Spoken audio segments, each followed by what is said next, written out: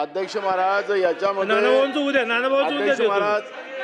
अध्यक्ष महाराज या ठिकाणी आपल्याला जे मंत्री महोदय उत्तर देतात अध्यक्ष महाराज, त्या उत्तरामध्ये अध्यक्ष महाराज तफावत फार आहे अध्यक्ष महाराज, तफावत फार आहे अध्यक्ष महाराज.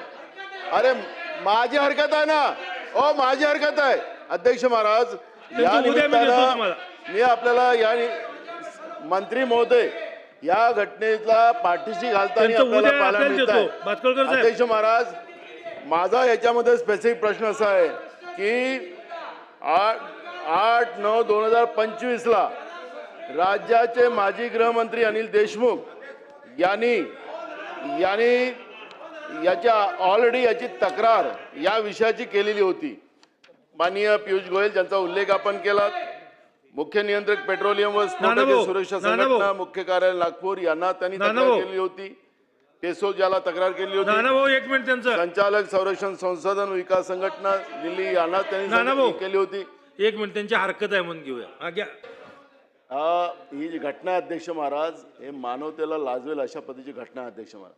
सातत्यानं आपल्याला लक्षात असेल अध्यक्ष महाराज, हिवाळी अधिवेशनाच्या तिथेही त्या काळामध्येही सुद्धा सोलर एक्सक्लुझिव्ह राहुलगाव या ठिकाणी स्फोट झाला होता आणि त्याच्यातही लोक मरण पावली होती. याला तर या कंपनीच्या मालकाला तर पद्मश्री दिली अध्यक्ष महाराज. आता परवा आपण अध्यक्ष महाराज, राज्याचे माजी गृहमंत्री अनिल देशमुख यांनी 8/9/2025 या कालावधीमध्ये माननीय पियुष गोयल केंद्रीय मंत्री यांना पत्र लिहिलं. त्यांच्याकडे एक खातं आहे. माननीय मुख्य नियंत्रक पेट्रोलियम व स्फोटके सुरक्षा संघटना जे नागपूरला त्याचं ऑफिस आहे मुख्य केंद्र सरकारचं, संचालक औद्योगिक सुरक्षा आरोग्य संचालन मुंबई यांना त्यांनी दिलेलं आहे अध्यक्ष महाराज. त्यांनी सगळ्या विभागाला याची माहिती 8/9/2025 ला कळवलं अध्यक्ष महाराज. आणि आपण आता 26 मध्ये आहोत अध्यक्ष महाराज. त्या निरपराध लोकांचा जीव वाचवता आला असता, पण ही जी शृंखला जी आहे हे नुसतं नागपूरमध्येच नाही तर संपूर्ण महाराष्ट्रामध्ये आपल्याला अनेक कारखान्यामध्ये, आणि आपण मगाशी सांगितलं की आम्ही त्याला चेक पुन्हा करण्यासाठी आम्ही एक व्यवस्था अजून निर्माण केली. त्या प्रायव्हेट आहेत तुमच्या, त्यांच्या ऑफिशियल काहीच नाही आहेत, त्यांनाही लिफाफाच मिळतो. आणि या ठिकाणी या कामगारांच्या सुरक्षेचा कुठेही प्रश्न आता आपल्या राज्य सरकारच्या हातात नाही अशा पद्धतीचं सरकार वारंवार सांगते अध्यक्ष महाराज. अतुल भातखळकरांनी म्हटलं की हे जे कामगार विभागात कामगार जे आहेत अधिकारी, त्याच्यावर तातडीनं कारवाई का करत नाही आपण? का पाठीशी घालताय या सगळ्या लोकांना? कशाला अहवाल मागवताय? तुम्ही स्वतः त्या घटनेला गेलो होतात भेट द्यायला, तुम्हाला त्या घटनेची माहिती तुम्ही तिथं पाहिलेली आहे. तुम्हाला काय अधिकाऱ्यांच्याकडून माहिती घ्यायची गरज नाही आहे. त्या ठिकाणी झालेल्या चुका तुमच्या निदर्शनास आलेल्या आहेत. तुम्ही स्वतः मंत्री म्हणून गेला होतात, महसूल मंत्री तुमच्याबरोबर होते. मग अतुल भातखळकर सांगतात हा काही राजकारणाचा भाग नाही आहे. महाराष्ट्रातल्या निर्दोष कामगारांचा मृत्यू होतोय, आदिवासी असतील गरीब असतील या सगळ्यांचा निर्दोष मृत्यू होता आणि थोडेफार पैसे दिलेत. आता तुम्हाला माहितीसाठी 13 लोक अजूनही ॲडमिट आहेत काय, आणि ते एकदम सिरियस आहेत. मग किती लोकांचा जीव तुम्हाला अपेक्षित आहे? आणि म्हणून मी तुम्हाला सांगतो की या सगळ्या घटनेला राज्याचे माजी गृहमंत्री सुद्धा पहिले सांगतात की या पद्धतीची परिस्थिती निर्माण झालेली आहे.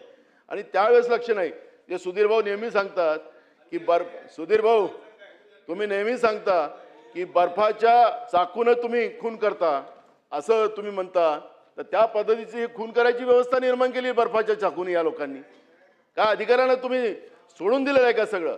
आणि म्हणून या सगळ्या हत्याकांडाला, हे हत्याकांड आहे, हे काही स्फोट झाला आणि त्याच्यात मरण पावले असं नाही, हत्याकांड आहे. हत्याकांडाला जबाबदार तो कारखान्याचा मालक असो की हे सगळे अधिकारी असो, त्यांच्यावर गुन्हे दाखल करून कारवाई करणार का, हा आमचा स्पेसिफिक प्रश्न आहे. ठाकूर साहेब मंत्री महोदय उद्या. ठाकूर साहेब थांबा. ठाकूर साहेब मंत्री महोदय, सदर घटनेचं गांभीर्य खूप आहे आणि म्हणूनच आजतागायत या जिल्ह्यामध्ये जेवढे घटना घडल्या होत्या यापूर्वी कुठल्याही घटनेपेक्षा जास्त सर्वात जे मॅक्झिमम पॉसिबल जे ॲक्शन्स असेल ते सर्व ॲक्शन या ठिकाणी घेण्यात आलेलं आहे, परंतु जीव परत येत नाही. आणि हा जीव, हे जे लोकांचा मृत्यू झालेला आहे या मृत्यूमध्ये कोणालाही वाचवण्याचा प्रश्नच उद्भवत नाही. मुख्यमंत्र्यांच्या जिल्ह्यामध्ये अशा पद्धतीची दुर्दैवी घटना घडलेली आहे आणि स्वतः तिथले जे स्थानिक आमदार आणि खासदार त्या ठिकाणी ते देखील आमच्यासोबत आम्ही सामीपणे या संदर्भामध्ये निर्णय घेतला.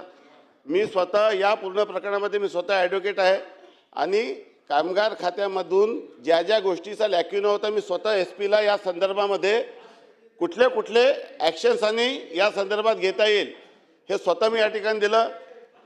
व्यवस्था अशी केली जाते की एखाद्या माणसावर गुन्हा दाखल करण्यासाठी त्याच्यावर रिस्पॉन्सिबिलिटी फिक्स केली जाते.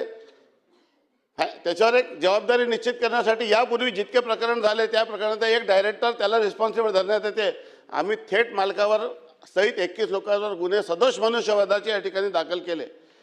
अजूनही सभागृहाच्या ज्या सदस्यांच्या भावना असतील किंवा जे कायदेशीर कारवाई करण्यामध्ये अजून जरी कुठे कमतरता झाली असेल तर ती कारवाई केली जाईल.